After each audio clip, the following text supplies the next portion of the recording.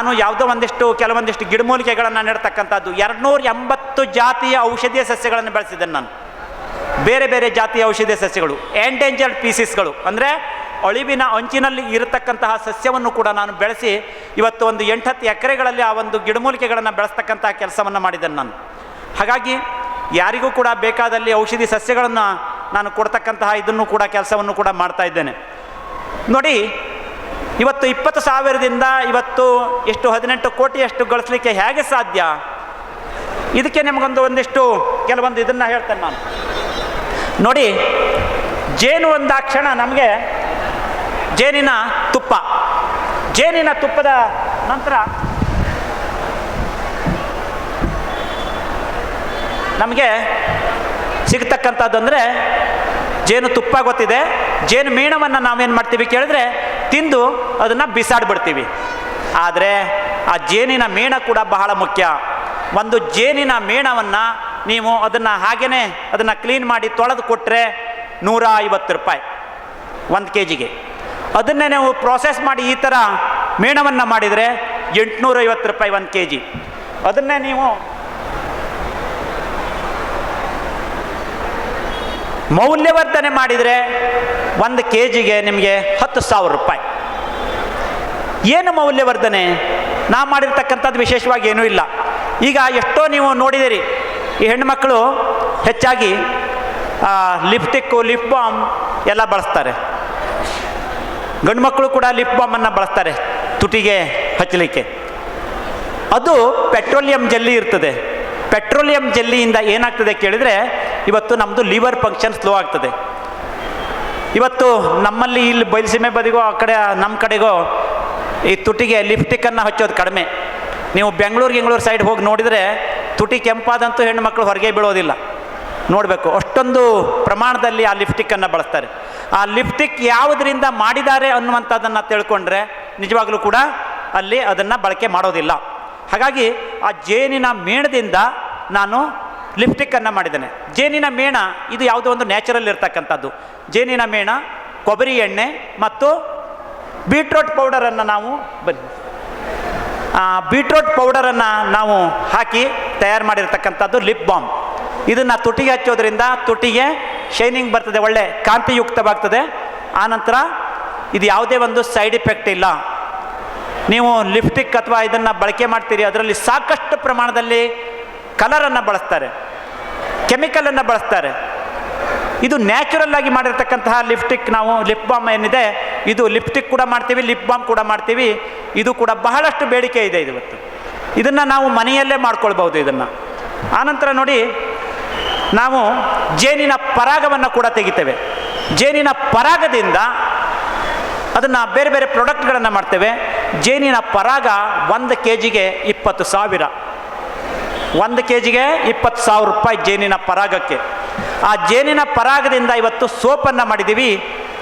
ಜೇನಿನ ಪರಾಗ, ಅಂಟ್ವಾಳಕಾಯಿ powder, ಶಿಕಾಯಿಕಾಯಿ powder, ಆನಂತರ ಇದರಲ್ಲಿ ಅರಿಶಿಣ, ಬೇವಿನ ಎಲೆ ಇದನ್ನು ಹಾಕಿ ಮಾಡಿರ್ತೀವಿ. ಈ ಜೇನಿನ ಪರಾಗದಿಂದ ಮಾಡಿದಂಥ ಸೋಪು ಇವತ್ತು ಚರ್ಮಕ್ಕೆ ಅಲರ್ಜಿಯಾಗಿ ತುರಿಕೆ ಬರ್ತಕ್ಕಂಥದ್ದು, ಫಂಗಲ್ ಇನ್ಫೆಕ್ಷನ್ನು, ಕಪ್ಪು ಕಲೆಗಳು ಅದನ್ನೆಲ್ಲ ನಿವಾರಿಸ್ತದೆ. ಹಾಗಾಗಿ ಈ ನ್ಯಾಚುರಲ್ ಆಗಿರ್ತಕ್ಕಂತಹ ಈ ಸೋಪನ್ನು ಮಾಡಿ ನಾವು 140 ರೂಪಾಯಿ MRP ಇದೆ, 100 ರೂಪಾಯಿಗೆ ಇವತ್ತು ನಾವು ಮಾರ್ತಾ ಇದ್ದೇವೆ. ನಮ್ಮದು ಈ ಎಲ್ಲ ಪ್ರಾಡಕ್ಟ್ಗಳನ್ನು ಕೂಡ ನಾವು ಅಲ್ಲಿ ಸ್ಟಾಲ್ ನಂಬರ್ 35ರಲ್ಲಿ ಹಚ್ಚಿದ್ದೇವೆ. ಇವತ್ತು ಕಡಿಮೆ ದರದಲ್ಲಿ ಇವತ್ತು ಅಲ್ಲಿ ಮಾರಾಟ ಮಾಡ್ತಾ ಇದ್ದೇವೆ. ಯಾರಿಗೆ ಬೇಕಾದ್ರೂ ಕೂಡ ಬೇಕಂದರೆ ಖರೀದಿ ಮಾಡ್ಬೋದು, ಯಾರಿಗೂ ಒತ್ತಾಯ ಇಲ್ಲ, ಬೇಕಂದರೆ ಖರೀದಿ ಮಾಡ್ಬೋದು. ನಮ್ಮದು ಇದು ಹೊರ ದೇಶಕ್ಕೂ ಕೂಡ ಹೋಗ್ತಾ ಇದೆ ಬೇರೆ ಬೇರೆ ಪ್ರಾಡಕ್ಟ್ಗಳು.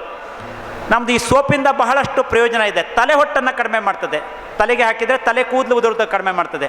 ಎಷ್ಟೋ ಸೋಪ್ಗಳನ್ನು ನೋಡ್ತೀವಿ ನಾವು ಇವತ್ತು, ಅದಕ್ಕೆ ಹಾಕ್ತಕ್ಕಂತಹ ಕಲರು, ನೊರೆ ಬರಲಿಕ್ಕೆ ಹಾಕ್ತಕ್ಕಂತಹ ಕೆಮಿಕಲ್ಗಳು, ಅದರಿಂದನೇ ಇವತ್ತು ಎಷ್ಟೋ ತಲೆ ಕೂದಲು ಉದುರ್ತಾ ಇದೆ. ಎಷ್ಟೋ ಜನರಿಗೆ ಗೊತ್ತಿಲ್ಲ ಸೋಪಿಂದ ತಲೆ ಕೂದಲು ಉದುರ್ತಾ ಇದೆ ಹೇಳಿ.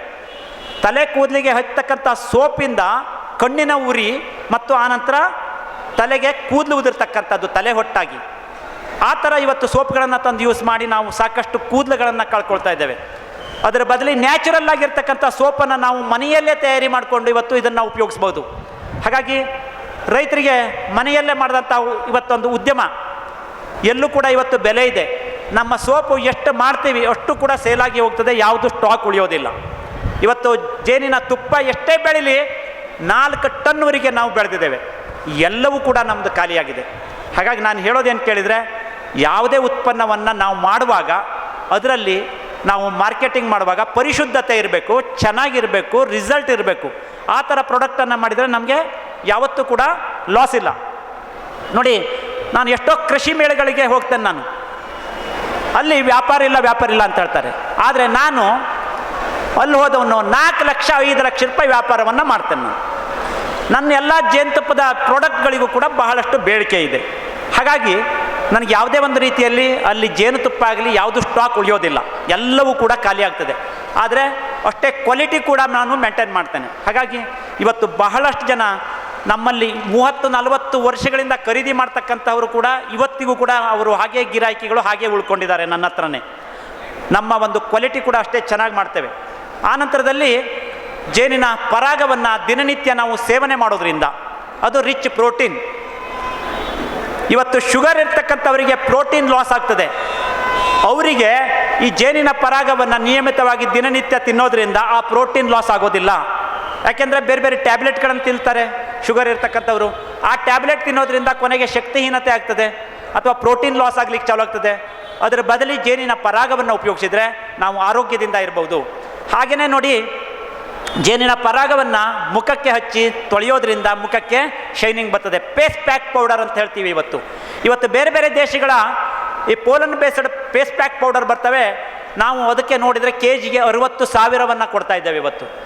ಹಾಗಾಗಿ ನಮ್ಮಿಂದಲೇ ತಯಾರಾದಂತಹ ಉತ್ಪನ್ನ ಇವತ್ತು ಬೇರೆ ದೇಶಕ್ಕೆ ಹೋಗಿ ಅಲ್ಲಿಂದ ಆ ಒಂದು ಪ್ರಾಡಕ್ಟ್ ಆಗಿ ಬಂದರೆ ನಾವು 60,000 ಕೊಡ್ತೇವೆ. ನಮ್ಮ ಮನೆಯಲ್ಲೇ ಮಾಡ್ತಕ್ಕಂತಹ ಈ ಫೇಸ್ ಪ್ಯಾಕ್ ಪೌಡರ್, ಗಂಧದ ಪೌಡರು ಮತ್ತು ಈ ಒಂದು ಪೋಲನ್ ಪೌಡರ್ ಅಂದರೆ ಪರಾಗದ ಪೌಡರ್, ಇದೇ ಫೇಸ್ ಪ್ಯಾಕ್ ಪೌಡರ್, ಮತ್ತೇನಿಲ್ಲ. ಅದನ್ನೇ ಹಾಕಿ ಅವರು KGಗೆ 60,000 ಮಾಡ್ತಾರೆ, KG ಲೆಕ್ಕಕ್ಕೆ ಹೋದರೆ. ಹಾಗಾಗಿ ಬಹಳಷ್ಟು ಅದಕ್ಕೆ ಬೇಡಿಕೆ ಇದೆ. ಅದನ್ನು ನಾವು ತಯಾರಿ ಮಾಡಬಹುದು. ಆನಂತರ ಜೇನಿನ ರಾಯಲ್ ಜೆಲ್ಲಿ, ರಾಜಶಾಹಿ ರಸ ಅಂತ ಹೇಳ್ತೇವೆ ಇದಕ್ಕೆ. ಇದನ್ನು ನಾವು ನೋಡಿ, ಜೇನಿನ ಹುಳುಗಳು ಅಂದರೆ ರಾಣಿಯನ್ನು ರಚನೆ ಮಾಡುವಾಗ, ರಾಣಿ ಕಣಗಳು ರಚನೆ ಆದಾಗ ಅದನ್ನು ನಾವು ಕಲೆಕ್ಟ್ ಮಾಡ್ತಕ್ಕಂಥದ್ದು. ಇದು ಆ್ಯಂಟಿ ಏಜ್ ಅಂದರೆ ವಯಸ್ಸಾದಂತೆ ಕಾಣೋದಿಲ್ಲ. ಇದನ್ನು ತಿನ್ನೋದ್ರಿಂದ ವಯಸ್ಸಾದಂತೆ ಕಾಣೋದಿಲ್ಲ. ಹಾಗಾಗಿ ಬಹಳಷ್ಟು ಬೇಡಿಕೆ ಇದೆ ಇದಕ್ಕೆ. ಇದನ್ನು ಕೂಡ ನಾವು ಮಾರಾಟ ಮಾಡ್ತೀವಿ. 20 ಗ್ರಾಮ್ಗೆ 3,600 ರೂಪಾಯಿ. ನೀವು ನನಗೆ 60 ವರ್ಷ ಆದ್ರೂ ಕೂಡ ನಾನು 1 ಕ್ವಿಂಟಾಲ್ ಭಾರವನ್ನು ಎತ್ತೇನೆ. ನಾನು ಭಾಳ ಆರಾಮವಾಗಿದ್ದೇನೆ. ನಾನು ಕಾರಣ ಏನು ಕೇಳಿದ್ರೆ, ಈ ರಾಯಲ್ ಜೆಲ್ಲಿಯನ್ನು ವರ್ಷದಲ್ಲಿ 2 ಸರ್ತಿ ತಿನ್ನೋದು, ಇಷ್ಟೇ. ಇದಕ್ಕೆ ಬಹಳಷ್ಟು ಬೇಡಿಕೆ ಇದೆ. ಇವತ್ತು ನಾವು ತಯಾರಿ ಮಾಡಿದಷ್ಟು ಕೂಡ ಎಲ್ಲ ಖಾಲಿಯಾಗಿ ಹೋಗ್ತದೆ. ಇವತ್ತು ನಮ್ಮದು ವೆಬ್ಸೈಟ್ ಇದೆ, madhukeshwarhegde.com ಹೇಳ್ತಕ್ಕಂತಹ ವೆಬ್ಸೈಟು.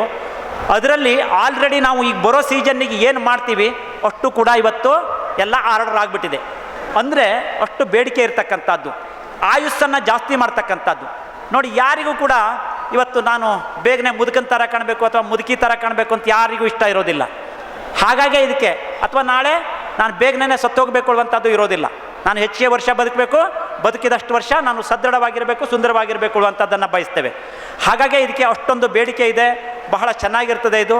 ಇದನ್ನು ಕೂಡ ನಾವು ರಾಣಿ ಕಣಗಳು ರಚನೆ ಆದಾಗ ಅಥವಾ ಕ್ವೀನ್ ಗ್ರಾಫ್ಟಿಂಗ್ ಮೂಲಕ ನಾವು ಇದನ್ನು ಕಲೆಕ್ಟ್ ಮಾಡ್ಕೋಬಹುದು. ಇದನ್ನೆಲ್ಲ ನಾವು ತರಬೇತಿಯನ್ನು ಕೊಡ್ತೇವೆ.